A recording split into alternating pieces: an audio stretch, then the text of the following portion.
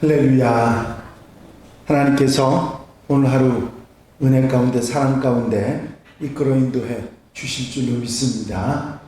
다 같이 사도신경으로 신앙 고백 같이 하심으로 새벽 예배 하나님 앞에 같이 드리십니다.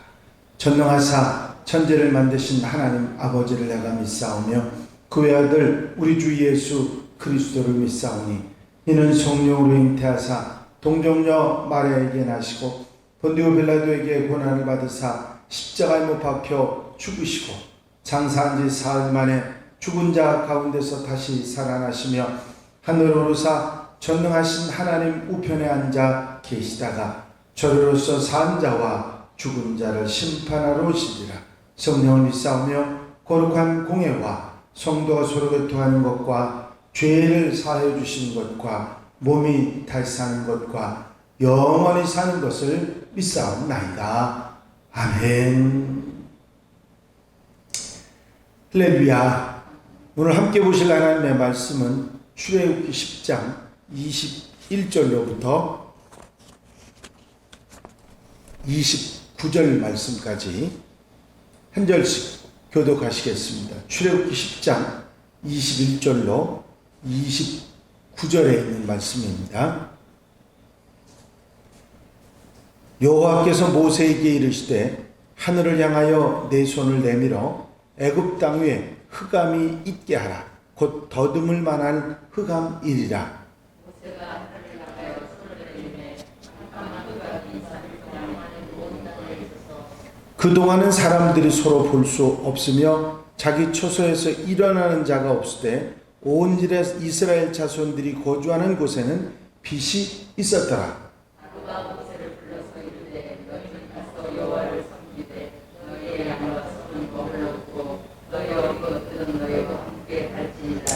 모세가 이르되 왕이라도 우리 하나님 여호와께 드릴 제사와 번제물을 우리에게 주어야 하겠고 우리의 흠집도 우리와 함께 가고 한 마디도 나눌 수 없으니 이는 우리가 거기에서 가져라 우리 하나님 여호와를 섬길 것이며 또 우리가 거기에 이르기까지는 어떤 것으로 여호와를 섬기는지 알지 못함이니이다.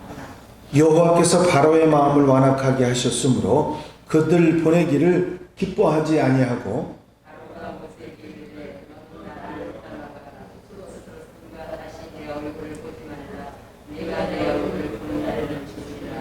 다 같이 읽으십니다. 모세가 이르되 당신이 말씀하신 대로 내가 다시는 당신의 얼굴을 보지 아니하리이다. 아멘. 할렐루야. 이스라엘 백성들이 출애굽을 할 수 있도록 만들어준 결정적인 사건은 다름이 아닌 여호와 하나님이 애굽에 내리신 10가지 재앙들 때문이었습니다.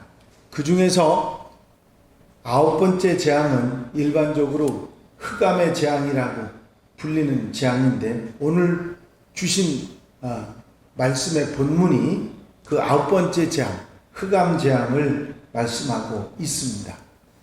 이 흑암 재앙은 경고된 재앙은 아니었습니다. 미리 바로에게 가서 이런 일이 일어날 것이다 경고하지는 않았지만 하나님의 역사고 능력이라고 하는 사실을 명확하게 보여주고 있는 재앙입니다.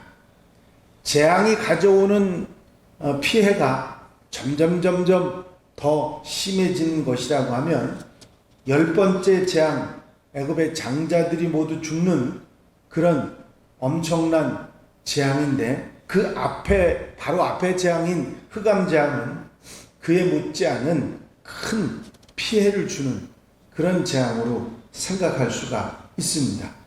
그런데 단순히 깜깜한 것 갖고는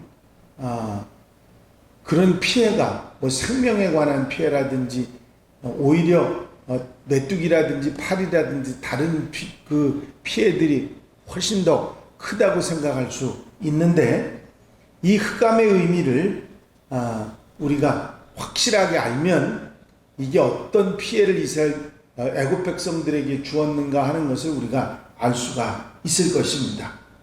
만약에 흑암을 빛과 생각해서, 빛과 함께 생각해서 빛이 없는 상태를 흑암이라 그렇게 말한다고 하면 그 흑암이라고 하는 실체 자체에 대해서는 아무것도 알려주지 않는 것이고 오히려 빛에 대한 이야기만 하는 것이 될 것입니다. 무엇이 없는 상태라고 하는 부정적인 정의로 그 흑암이라는 걸 정의하려고 하면 실체, 흑암이라고 하는 그 본체에 관한 얘기는 하지 않고 빛이 없는 상태라고 말하고 있기 때문이지요. 그런데 본문 21절 말씀을 보면 하나님께서 애굽 땅 위에 흑암이 있게 하라 그렇게 말씀하십니다. 이것은 초점이 빛이 없는 상태가 아니라 흑암이 있는데 그 흑암이 그 실체를 있도록 하라고 하는 그런 말입니다. 바로 초점이 흑암이 있는 것에 대해서 맞춰졌죠. 앞에서 부정적인 얘기를 제가 잠깐 했던 것처럼 흑암이 빛이 없는 상태로 정의될 수 있는 것이라고 하면 하나님의 명령은 흑암이 있게 하라 그렇게 하지 말고 빛이 없게 하라 그래야 맞을 것입니다. 그래서 정말 흑암이 있고 그 있는 흑암이 있도록 만들라고 하는 그런 명령이라고 하면 그 흑암이 어떤 것인지를 우리가 생각을 해 봐야 할 것입니다. 21절 후반부에 보면 더듬을 만한 흑암에 대한 얘기가 나와 있습니다. 히브리어 원문에는 느낄 수 있는 흑암, 만질 수 있는 흑암 그런 의미가 있는데 이 흑암은 빛의 반대가 아니라 실체가 있어서 흑암이라는 실체가 있어서 흑암이라는 것을 알 수가 있는 것이죠. 빛이 없는 상태의 흑암은 빛이 있으면 사라집니다. 그런데 이 실체가 있는 흑암은 빛이 있다고 해서 사라지는 것이 아니라고 하는 것이죠. 분명히 다른 그런 개념이라는 것을 우리가 이해할 수 있습니다. 애굽 사람들은 매일 아침 태양이 뜨면 태양신인 라를 경배했습니다. 그런데 이 라를 애굽 사람들이 보지 못하고 경배하지 못하도록 만든 것이 3일입니다. 하나님의 능력이 태양의 신인 라를 능가하신다고 하는 사실을 분명하게 보여주고 있는 것입니다. 하나님의 명대로 모세는 3일 동안 애굽 전역에 캄캄한 흑암이 있도록 합니다. 하루도 아니고 3일씩이나 흑암이 애굽에 있었다는 사실을 우리가 어떻게 이해할 수 있을까요? 흑암이 중요한 건 뭐냐면 여기서 말한 실체가 있는 흑암이 중요한 건 뭐냐면 등불을 켜면 흑암이 빛이 켜지면 어둠이 없어져야 되는 것이 사실이잖아요. 그런데 등불을 켜도 흑암이 사라지지 않습니다. 그것이 실체가 있는 흑암이죠. 얼마나 무섭고 힘들었을지를 금방 짐작할 수 있습니다. 흑암은 어떤 사람들에게 피해를 주는 그런 것은 아니었지만 정신적으로 영적으로 두려움을 주는 그리고 견디기 어려운 공포를 심어주는 것이 바로 흑암이라고 하는 존재였다고 하는 사실이죠. 등불을 켜도 앞이 보이질 않았으니까요. 이 흑암의 실체를 우리가 깨닫게 되는 것입니다. 만약에 등불로 인해서 흑암이 사라졌다고 하면 그건 재앙이라고 말할 수 없을 것입니다.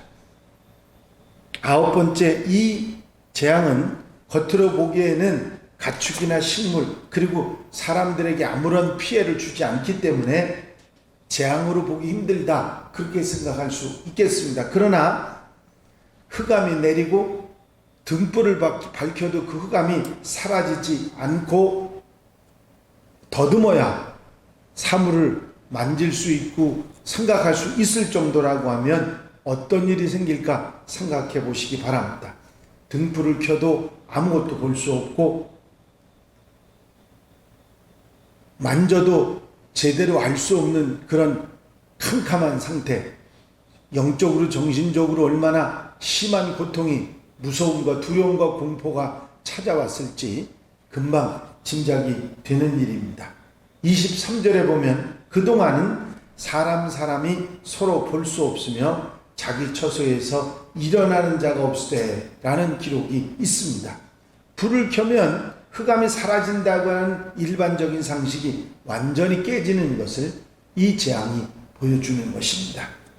애굽 사람들에게 어떤 신체에 고통을 주는, 피해를 주는 재앙이 아니라 애굽 사람들의 정신에, 영에, 마음에 내리는 재앙이 흑암 재앙이었던 것입니다.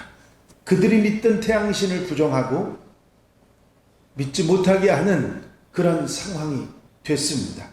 인간이 알고 있고 경험하고 있던 지식이라는 것이 얼마나 보잘것없는 것인지 이 흑암 재앙이 알려주는 것입니다. 불을 켜도 어둠이 사라지지 않았을 때 느끼는 공포감이란 상상할 수 없는 대단한 공포였을 것입니다.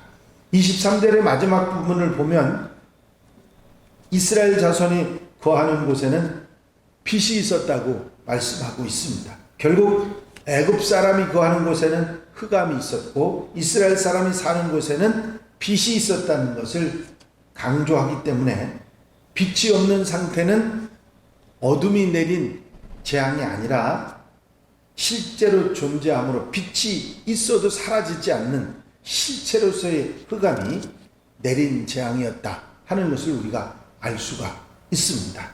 현대를 살아가는 우리들도 애굽 사람들처럼 얄팍한 지식에 현혹돼서 창조주 하나님의 능력을 깨닫지 못하는 우를 범하지 않도록 항상 깨어 있어야 될 것입니다. 우리 상식대로, 지식대로, 경험대로 된다고 하는 생각이 아니라 하나님은 그것을 깨는 하나님이시다 하는 것이죠. 흑암의 재앙은 그저 단순한 빛이 없는 그런 상태를 말하는 것이 아니고 하나님의 실체, 하나님의 어떤 분이신지를 분명히 밝혀주고 있는, 그리고 두렵고 공포감을 마음에 정신적으로 충격을 주는 그런 엄청난 재앙이었던 것입니다. 물론 바로에게 미리 경고되지는 않았지만 이 흑암 재앙이 하나님께서 하신 일이라는 것을 즉시 바로는 알았습니다. 그래서 모세와 아론을 불러서 타협안을 제시합니다. 불을 켜도 없어지지 않는 어둠이라고 하는 것이 얼마나 공포스러웠는지 바로 자신이 알았기 때문에 타협안을 제시하는 것이죠. 하지만 그 타협안이라는 게 사람들은 모두 갈 수 있지만 가축들은 그대로 두고 가라는 뭔가 끈 하나를 남겨놓으려고 하는 바로의 마음이 드러나고 있습니다. 처음 바로가 타협안을 제시했던 것은 애굽을 떠나가지 말고 애굽 안에서 제사를 드리라는 것이었고, 그것이 안 되면 멀리 가지 말라고 하는 그런 재앙이었습니다. 그게 팔의 재앙이 있을 때 나왔던 타협안이죠. 그리고 메뚜기 재앙이 있을 때는 8번째 재앙이죠. 메뚜기 재앙이 있을 때는 장정들만 가라. 어린아이와 여자들은 두고 가라. 그리고 이 9번째 재앙에는 양과 소는 머물러 두라. 이 흑암 재앙 때는 그렇게 얘기를 합니다. 하지만 모세는 하나님께 드릴 제물로 어떤 짐승이 선택될지 모르기 때문에 제사를 드리는 짐승들을 두고 갈 수 없다 하고 거절을 했고, 바로 또한 허락하지 않습니다.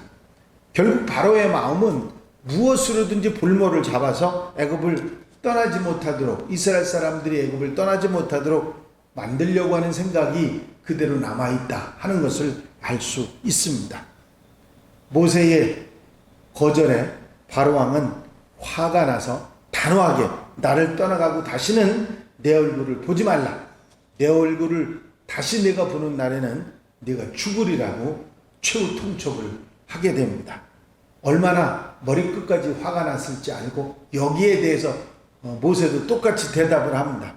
다시는 내가 당신 얼굴을 보지 않을 것이야. 이건 뭐냐면 모세도 너에게 내가 다시는 이런 걸 피할 수 있는 기회를 주지 않겠다고 하는 그런 마음의 표현이기도 합니다. 물론 이런 모세의 말이나 바로의 말이 지켜지지 않는 그런 감정에 의한 말이기는 했습니다마는 격해지고 감정적으로 굉장한 대립이 된 그 모습들을 생각할 수 있는 대목이기도 합니다.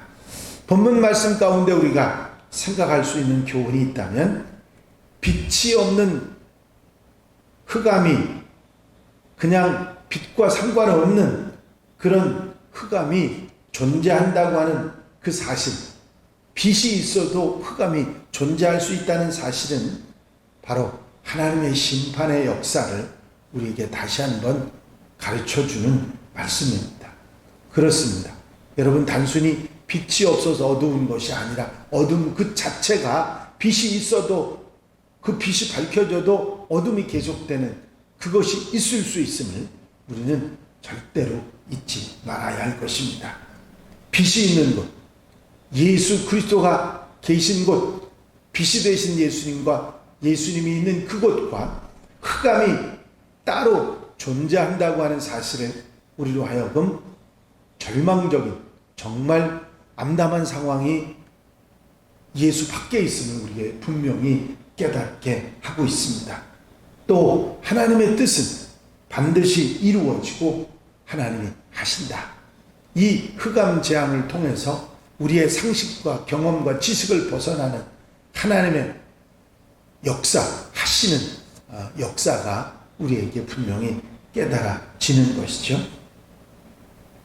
성도 하나님의 백성들은 영적 흑암을 분명히 분별할 수 있어야 합니다. 흑암이 나타나면 하나님의 심판이 다가온 것입니다.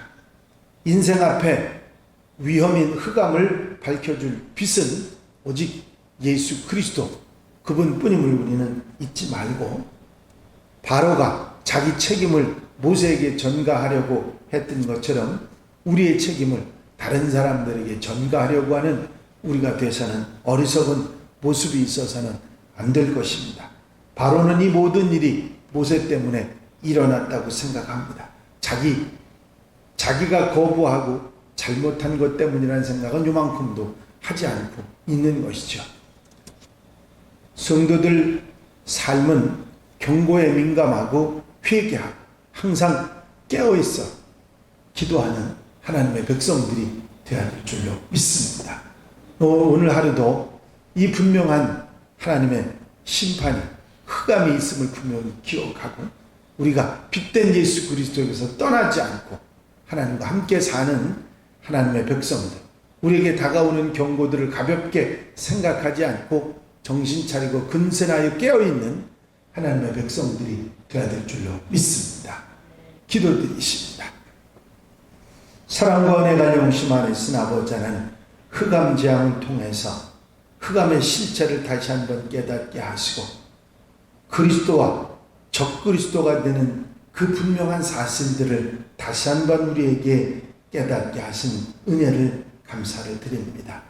이제 심판으로 흑암이 있음을 분명히 기억하고 빛 대신 예수 그리스도에게 떠나지 아니하고 이제 주님과 함께 살아가는 아름다운 삶을 살아가는 하나님의 백성들 되게 하시고, 하나님의 경고가 있을 때 정신을 차리고 근신하여 깨어 기도하는 하나님의 백성들 되게 하옵소서. 이 한 날의 삶도 온전히 주님께 맡겨드립니다. 민족의 명절 통해서 감사하는 마음으로 감사로 명절을 보내며 하나님 앞에 영광 돌려드리는 하나님의 백성들 되게 하옵소서. 이 한 날의 삶을 넉넉한 은혜로 함께 인도해 주실 줄로 믿사옵고 예수 그리스도의 이름으로 기도하옵나이다.